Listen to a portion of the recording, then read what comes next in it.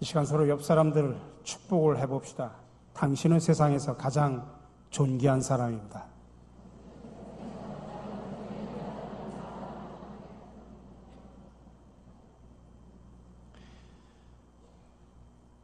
임보 시인이 쓴 사람의 몸값이라고 하는 시가 있습니다. 금이나 은은 양으로 따지고 돼지나 소는 근으로 따진다.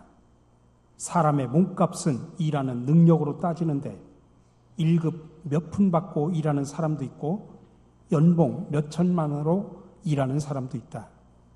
한 푼의 동전에 고개를 숙이는 거지도 있고 몇 억의 광고료에 얼굴을 파는 배우도 있다. 그대의 몸값이 얼마나 나가는지 알고 싶은가? 그대가 만일 몇백의 돈에 움직였다면 몇백 미만이요. 몇 억의 돈에도 움직이지 않았다면 몇 억 이상이다. 세상에는 동장의 자리 하나에도 급급해하는 자가 있고 재상의 자리로도 움직일 수 없는 이도 있다. 사람의 몸값은 세상이 결정하는 것이 아니라 제 스스로가 결정한다. 여러분, 사람의 목숨을 돈으로 환산한다면 얼마나 될까요? 아니, 무엇보다도 소중한 사람의 생명을 돈으로 평가한다고 하는 그 자체가 물론 말도 안 되는 소리죠. 굳이 돈으로 따진다고 하더라도 값을 매길 수 없을 만큼 소중한 게 사람의 생명이지 않습니까? 예수님께서 한 영혼을 천하보다도 귀하게 여기셨습니다. 그러니까 우리의 몸값이라고 하는 것은 천하를 다 주고도 살 수 없는 존귀한 것이죠. 또 사람에 따라 지위에 따라서 목숨의 가치가 달라져서도 안 되겠죠. 근데 현실은 어떻습니까? 사람의 목숨값이 사회 경제적 여건에 따라서 수치화되는 것을 우리는 쉽게 찾아볼 수가 있습니다. 미국에서 오바마 행정부가 들어서면서 정부 규제 기관들이 부시 정부 때보다도 생명의 가치를 높게 환산하면서 업계의 반발을 샀다고 합니다.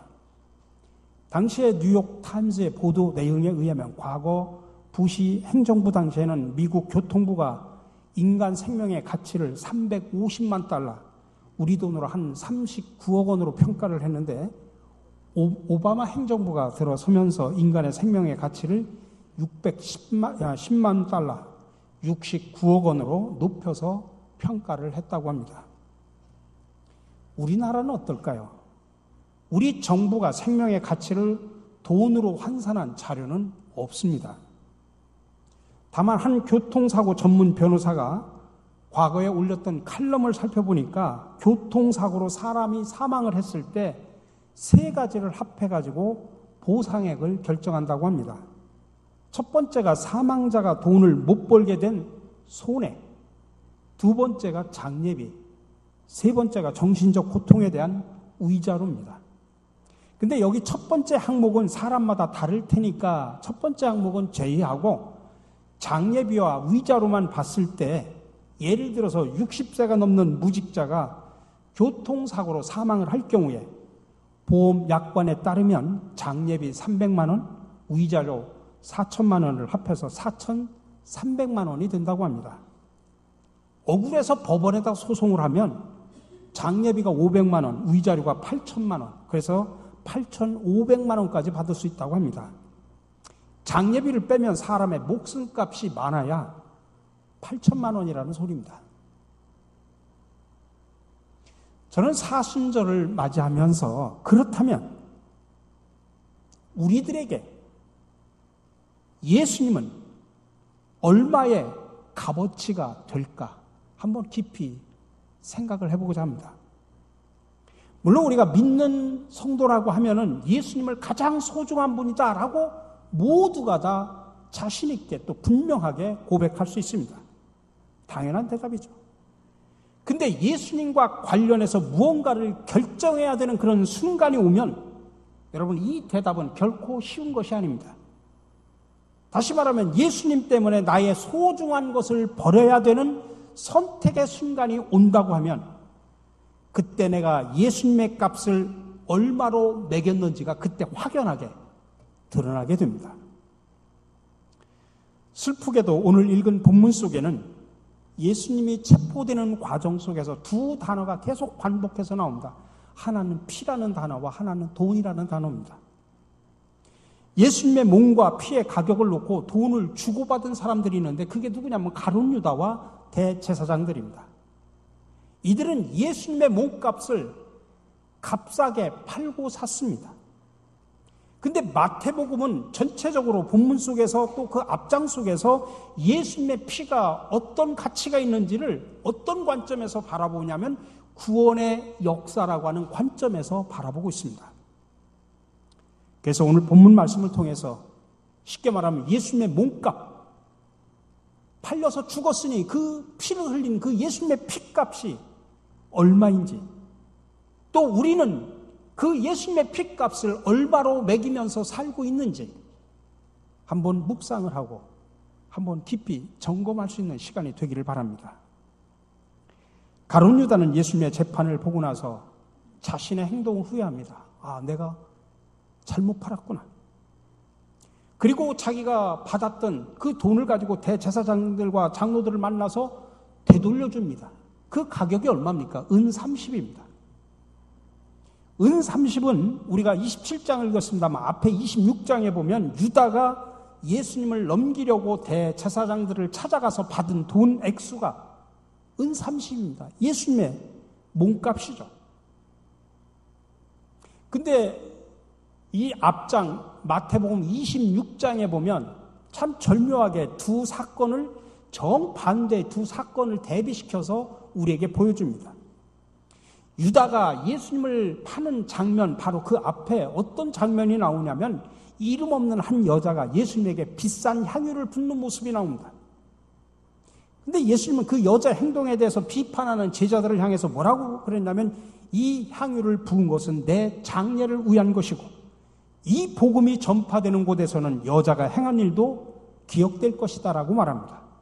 여기서 말하는 이 복음이라고 하는 건 뭐냐면 예수님의 죽음을 가리킵니다.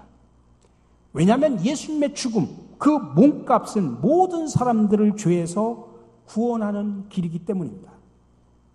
여자는 복음이 가장 큰 가치가 있다는 사실을 알았습니다. 그런데 반대로 유다는 예수님이 이루시려고 하는 그 하나님 나라가 자신이 기대하는 복음하고는 정반대다, 아니라고 확신을 하고 실망과 분노와 탐욕으로 예수님을 팔아버렸습니다. 유다가 돈을 받고 스승을 판 것으로 봐서 그는 지금까지 투자의 목적으로 예수님을 따랐던 것입니다. 유다는 예수님에게서 무엇을 얻으려고 따르는 사람들의 전형적인 모습이고, 이런 태도로 예수님을 따르는 사람들은 자신의 이익을 위해서 예수님을 쉽게 버릴 뿐만 아니라 버리는 순간에도 이득을 챙기려고 합니다. 이렇게 마태복음 26장, 오늘 읽은 우리는 27장을 읽었습니다만 그 앞에 26장에는 한 여자와 유다를 아주 극명하게 대조시켜서 우리에게 보여줍니다. 이렇게 한 여자는 예수님에게 비싼 향유를 붓는 행위를 통해서 예수님이 자신의 최고의 가치라고 하는 것을 증명해 보입니다. 그 여자에게 예수님은 최고의 가치였고 목적 자체였습니다. 근데 유다는 이 사건 직후에 예수님을 팔려고 대제사장들을 찾아갑니다. 대제사장들은 유다에게 은 30을 지불해 줍니다. 예수님의 몸값, 피값입니다. 근데 여러분, 충격적이게도 이 은 30은, 유다가 받은 은 30은 구약 성경에 보면 출애굽기에 가축이 막 종을 들이받았을 때 가축의 주인이 그 종에게 물려주는 배상금으로 지불하는 액수가 은 30입니다. 스가랴에 보면 목자의 말을 듣지 않는 양떼를 목양한 그 목자에게 고용인들이 지불하는 액수가 은 30입니다. 은 30은, 은 30세겔은 일반 요즘 가격으로 따진다면 일반 노동자들의 4달치 월급입니다. 그러니까 여러분들이 받는, 직장 생활하면서 받는 4달치 월급으로 예수님을 팔아버렸다는 이야기입니다. 예수님의 몸값, 예수님의 피값이 여러분들의 4달치 월급입니다. 우리 사랑하는 성도 여러분, 오늘날 우리 주변이 너무나 세속화되어서 많은 사람들이 교회에 나와서 주님으로부터 축복받기를 기대하다가 자기가 원하는 것을 얻지 못하면 미련 없이 예수님을 버리는 사람들이 너무나 많습니다.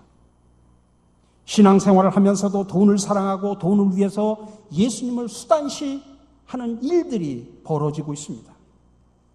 요즘 사람들이 큰 교회 등록을 하는 이유도 자기 생업을 위한 수단으로 이용하려고 하는 사람들이 있습니다. 장사를 위해서. 근데 그 교회가 잘 안 팔아주면 때려치고 다른 교회라고 합니다. 또 어떤 사람은 교회 직분을 명함에다 딱 새겨가지고 자기를 과시하려고 하는 사람들이 참으로 많이 있습니다. 그러다가 이런 일들이 자기 생각한 대로 순조롭게 진행되지 않으면 미련 없이 교회를 옮겨버리기도 하고 주님을 배반하기도 합니다. 자, 그렇다면 여러분은 어떻습니까? 여러분에게 예수님은 얼마만큼의 값어치가 있다고 생각하십니까? 은 30은 예수님의 핏값입니다. 오늘 본문은 이 값이라고 하는 단어를 계속 3번 반복하는데 값이라는 단어는 가치라든지 존엄이라는 그런 뜻을 담고 있습니다. 다시 말하면 이스라엘 자손들은 예수님을 얼마만큼 존엄하게 여겼을까요? 그들도 역시 유다와 마찬가지로 은 30에 예수님의 몸값을 매겼습니다. 25절 읽지 않았습니다만 27장 25절에 보니까 이스라엘 자손이 예수님을 얼마나 우습고 낮게 평가를 했냐면 그 피를, 다시 말하면 예수의 피를 우리와 우리 자손에게 돌리라 그렇게 말을 했겠습니까? 이렇게 날이 갈수록 인간의 욕망을 정당하고 욕망의 성취를 자랑하는 분위기 속에서 예수님의 십자가는 이렇게 철저하게 외면당하고 있습니다. 부정적인 반응을 보이고 있습니다. 특별히 사순절을 보내면서 우리 신앙의 가장 중요한 핵심이 바로 십자가임을 기억하셔야 됩니다. 근데 많은 사람들이 그럼에도 불구하고 십자가를 바라보는 사람들은 전부 자기의 눈으로 이해하고 해석하는 경우가 참으로 많이 있습니다. 우리가 살아가는 이 세상이 너무나 고통과 아픔이 많은 세상에서 살다 보니까 십자가 속에서 만사 형통의 신비를 찾으려고 합니다. 그 결과 십자가의 가장 핵심적인 복음인 구원의 신비는 사라진 채 십자가가 값싼 부적으로 취급받기도 합니다. 근데 이런 현상은 지금만이 아니라 저 2세기의 초대교회도 있었습니다. 막 십자가의 효염이 소문이 커져가지고 사람들 사이에서 막 극성스럽게 십자가를 수집하고 십자가를 매매하는 그 꼴을 본 교부 터툴리안이 뭐라고 이야기했냐면 그리스도가 매달리셨다고 주장하는 십자가를 다 모으면 폐허가 된 예루살렘을 재건할 정도라고 그렇게 말을 했습니다. 솔직히 우리는 십자가, 예수님의 피를 잃어버린 시대에 살고 있다고 해도 과언이 아닙니다. 십자가를 외면한 채 복의 형통만을 바라보고 있습니다. 교회에 나오면 축복받고 교회에 나오면 모든 것이 해결이 되고 그런 축복의 복음만 생각하지 고난의 십자가를 짊어지려고 하지 않습니다. 오히려 십자가는 이제 차라리 장식품이나 액세서리 정도로 취급을 합니다. 그 결과 개인은 물론 교회까지도 참된 진리를 잃어버리고 있다 이 말씀입니다. 이런 시대에 우리는 마틴 루터 종교를 개혁했던 마틴 루터의 이야기를 들어야 됩니다. 십자가 없이는 기독교는 아무것도 아니다. 여러분, 대제사장들은 자기들이 은 30을 줬는데 유다가 또 다시 또 돌려줬어요. 근데 그 돈을 얻다가 쓰기가 뭐하니까 성전에다 놓기도 뭐하고 그러니까 그 돌려받은 돈을 가지고 대제사장들이 뭐를 했냐면 토기장이의 밭을 사서 가족 묘가 없는 죽은 나그네들을 위한 용도로 쓰기로 결정을 합니다. 그것을 오늘 피밭으로 불렀다라고 표현합니다. 이 피밭이라는 이름은 예레미야 19장 4절에서 무지한 자의 피로 흰놈의 골짜기가 채워졌다고 하는 그 전통에 따라서 그렇게 피밭이라고 불려진 겁니다. 이 흰놈 골짜기는 이 토기장이들이 옹기를 만들기 위해서 흙을 가져오는 곳이어서 그곳을 일명 토기장의 밭이라고 그렇게 불리기도 했습니다. 그 흰놈 골짜기를 히브리어로 개 흰놈이라고 표현하고 라틴어로는 개 헨나라고 표현합니다. 근데 그걸 우리 한글 성경에서는 그걸 뭐라고 번역을 했냐면 바로 지옥이라고 번역을 했습니다. 근데 여러분 보십시오. 하나님 아들의 피와 게헨나는 전혀 어울리지 않는 겁니다. 근데 이 사건 속에는 하나님의 놀라운 은혜가 거기에 담겨져 있습니다. 마태복음은 이 예수님의 피값으로 피밭을 산 것은 선지자 예레미야를 통해서 주신 예언의 성취라고 그렇게 말을 합니다. 이 마태복음은 참 공식적으로 사용하는 하나 중요한 용어가 있습니다. 그게 뭐냐면 선지자 누구누구를 통하여 하신 말씀이 이루어졌다. 다시 말하면 구약에서 어떤 선지자가 이런 말을 했는데 그게 이루어졌다. 그러니까 예언이 성취됐다라고 하는 말을 사용할 때 이 공식을 씁니다. 많은 공식을 쓰는데 오늘 본문에 나와 있는 구절이 그 공식의 마지막 부분입니다. 오늘 구절 이렇게 표현합니다. 이는 선지자 예레미야를 통하여 하신 말씀이 이루어졌나니. 마태복음은 이 문장, 이 공식을 쓸 때마다 뭘 강조하냐면 예수님과 관련된 어떤 사건을 하나님의 계획과 주권에 따라 이루어졌다라고 그렇게 해석을 합니다. 다시 말하면 예수님의 피값으로 이스라엘 백성들이 가장 혐오스럽게 생각하는 그 땅을 샀지만 이 사건은 예수님의 피 흘리심으로 일어날 구원을 의미한다. 그렇게 해석을 하는 겁니다. 다시 말하면 예수님은 가장 비참한 죽음을 죽었고 가장 낮은 가치로 몸값이 매겨졌고 그 피값을 가지고 토기장에 밭을 샀는데 그곳은 오갈 데가 없는 나그네를 위한 밭이었다는 이야기입니다. 나그네를 위한 무덤이었다는 이야기입니다.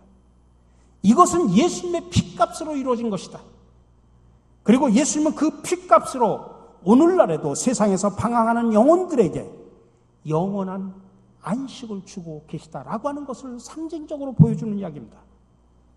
이것은 세상의 가치로 환산할 수 없는 놀라운 가격입니다. 예수님의 그 피값으로 우리에게 영원한 생명, 영원한 안식을 줬다는 이야기입니다. 그러므로 나 개인과 가족과 공동체와 나라의 소망과 미래는 많은 사람을 위해서 피 흘리신 예수님의 희생에 있었다는 사실을 기억하셔야 됩니다. 갈수록 계층의 분화가 심각해져가고 극심한 경쟁심으로 살아가는 우리 사회 속에서 애들부터 시작해서 어른까지 나뿐만 아니라 다른 사람들을 늘 어떻게 평가하냐면 그의 학력과 그의 재력과 그의 명예, 그런 소유, 거기에 따라 사람을 평가하기 쉽습니다. 그러나 여러분, 사람의 가치는 우리를 위해서 보배로운 피를 흘리신 예수님의 사랑 안에 진정한 가치가 있다는 사실을 아셔야 됩니다. 그래서 우리가 예수님의 희생을 묵상할 때마다 우리는 나뿐만 아니라 다른 사람의 존재도 얼마나 귀한가를 깨달아야 됩니다. 우리는 그 어떤 것도 예수님의 피 흘리신 사랑보다 더 존귀할 수 없고 예수님의 희생 없이는 어떤 것도 소망이 될 수 없다는 것입니다. 우리 사랑하는 성도 여러분, 예수님은 자기 백성을 그들의 죄에서 구원할 자로 이 땅에 오셨습니다. 그러므로 예수님의 공생에는 오직 한 가지 방향, 사람들을 구원하는 것에 초점을 맞췄고 이 목적으로 해서 죄 용서의 피를 흘리셨습니다. 물론 유다와 이스라엘 백성들 빌라도는 자기 목표와 욕망을 바라봤기 때문에 예수님을 하찮게 평가하고 예수님의 몸값을 그렇게 하찮게 우습게 알고 그를 피 흘리게 만드셨습니다. 그러나 백성을 죄에서 구원하시는 하나님의 계획은 그 아들의 피 흘림을 통해서 또 신비스럽게 구원을 성취하셨습니다. 그러므로 예수님의 피 흘리심은 우리 모든 인간에게 최고의 복음임을 믿으시기 바랍니다. 그래서 예수님의 피값보다도 더 가치 있는 대상은 없다는 사실을 기억하셔야 됩니다. 그러기에 예수님의 피값이 우리를 구원하고 회복과 치유를 이루는 가장 강력한 은혜임을 믿으시기 바랍니다. 자, 그렇다면 오늘 사순절 5째 주일을 맞이하면서 예수님은 여러분들에게 얼마의 가치가 있다고 생각하십니까? 여러분에게 예수님의 피값은, 아니 예수님의 목숨값은 얼마라고 생각하십니까? 깊이 묵상하는 사순절이 되시기를 간절히 바랍니다.